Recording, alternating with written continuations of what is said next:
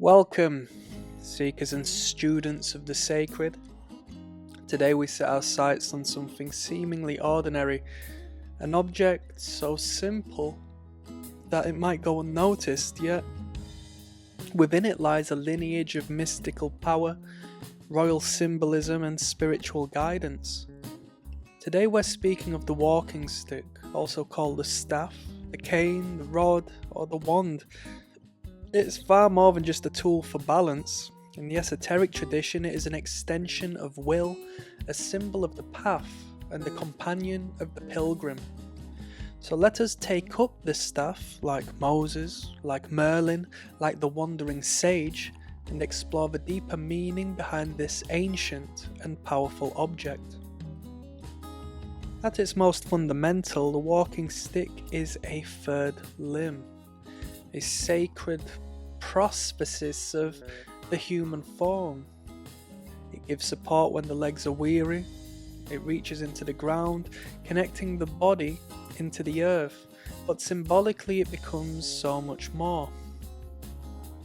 In myth, the walking stick is often a manifestation of inner strength, a projection of the self. When a sage or a wizard carries a staff, it is not just to lean on, it's a channel for their intention, willpower, and magical force. It focuses energy, stabilizes the traveler, and declares their purpose. It's a symbol of alignment between heaven and the above. The walker in the middle and the earth below, like the vertical line in the Hermetic maxim, as above, so below. The staff is a visual reminder of the axis mundi, the world tree, the spiritual center, the unshakable vertical of truth. Now, consider the image of the wanderer, the pilgrim, the hermit, the nomad. He or she walks with a staff always, and this is not coincidental. The walking stick becomes the badge of the seeker, a sign that the journey is not yet complete. It is held by those who move not just through space but through initiation. In the tarot, the hermit holds a staff, as does the fool, so does the charioteer and the magician in his wand.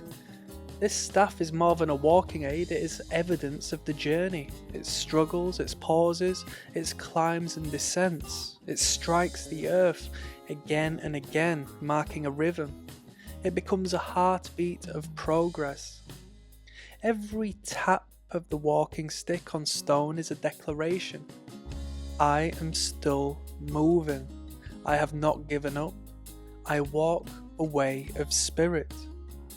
Perhaps no story captures the mystic power of the staff better than the tale of Moses. In the biblical tradition, Moses wields a staff not only to guide the Israelites, but to perform miracles.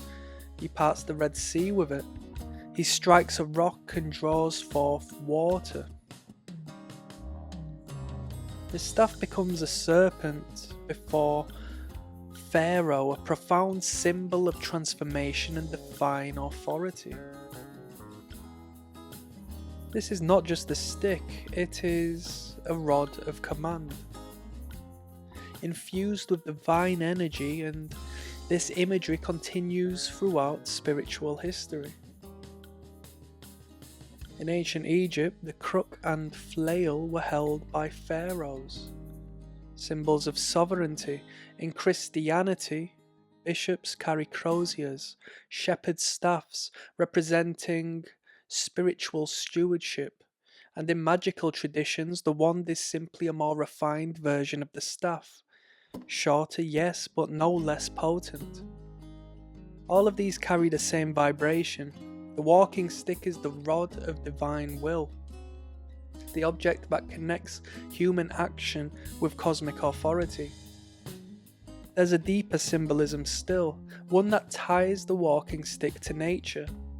Every staff, every stick or cane once came from a tree.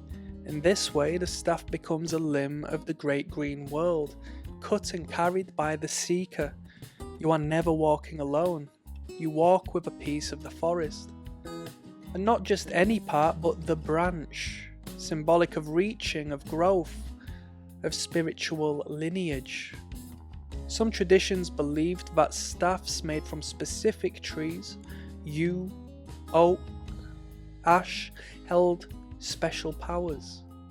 The druid's wand, the shaman's staff, the witch's broom, all were crafted from nature and all held significance based on their botanical origin.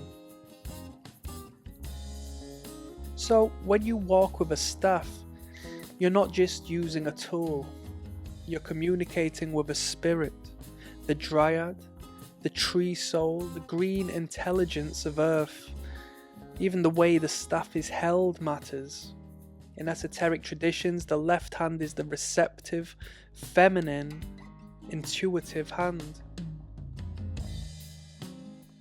The right is the projective, masculine, active one.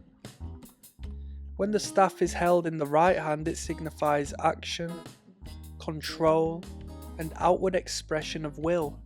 When held in the left, it suggests guidance, intuition, inner knowing. Some mystics walk with two staffs, one in each hand.